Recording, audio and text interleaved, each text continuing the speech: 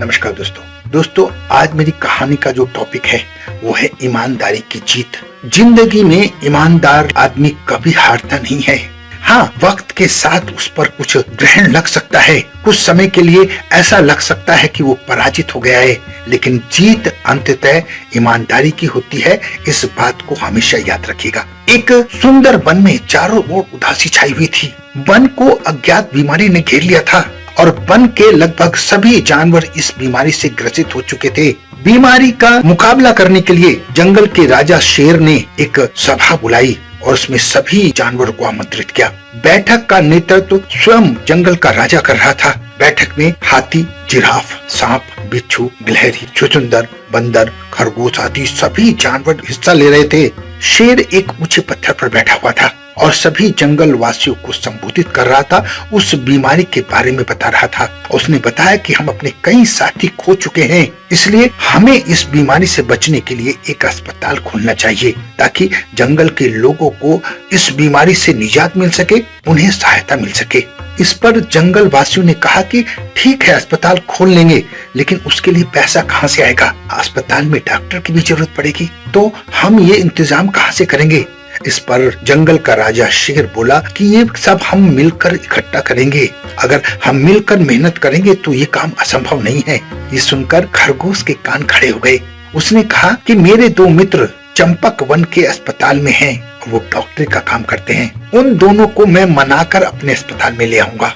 खरगोश की ये बात सुनकर जंगलवासियों ने उसका समर्थन किया, बड़ी खुशी जाहिर की। अगले दिन से हाथी और जिराफ ने पैसा इकट्ठा करना शुरू कर दिया। जंगल वासियों की मेहनत रंग लाई और जल्दी ही जंगल में अस्पताल बन गया और उस खरगोश ने अपने दोनों मित्रों को उस अस्पताल में बुला लिया। जंगल के राजा ने ये निर्णय किया कि अस्पताल का आधा खर्च वो स्वयं उठाएगा और आधा खर्च जंगल के निवासी उठाएंगे। जंगल में अस्पताल चलने लगा और धीरे धीरे जो बीमारी जंगल में फैली हुई थी उस पर काबू पा लिया गया। दोनों डॉक्टर ने बड़ी मेहनत की और मरीजों की सेवा करते रहते थे, मरीजों को हालचाल जानते रहते थे और कुछ दिन में सब ठीक ठाक हो गया।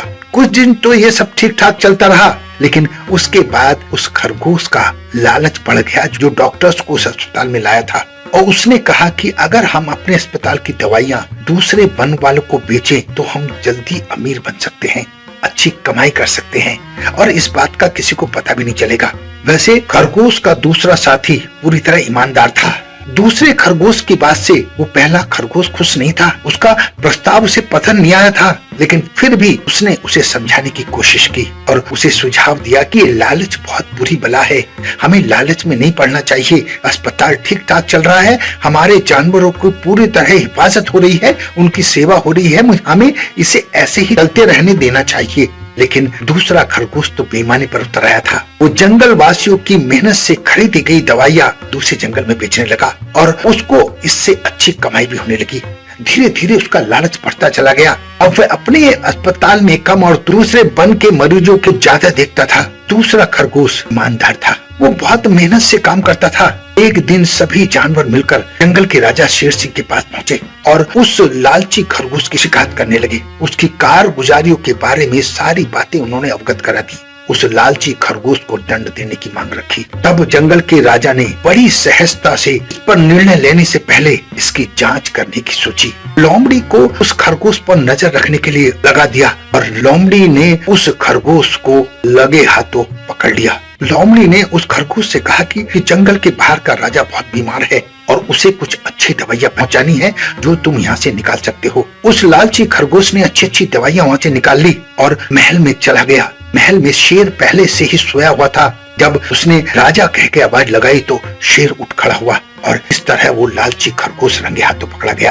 अब वो लालची खरगोश अपनी कारगुजारियों पर हाथ जोड़कर माफी मांग रहा था, लेकिन जंगल के राजा शेर ने उसे उसकी बेईमानी की कमाई और सारी संपत्ति अस्पताल में दान दे दी और धक्के मारकर अपने जंगल से निकाल दिया। दोस्तों, बुरे काम का बुरा नतीजा होता है, इसलिए ऐसा कोई लालच ना करें जिससे आपके मान सम्मान को ठेस पहुंचे। अपना बहुत ध्यान रखें, हंसते रहें, मुस्कुराते रहें, खुश रहें। धन्यवाद।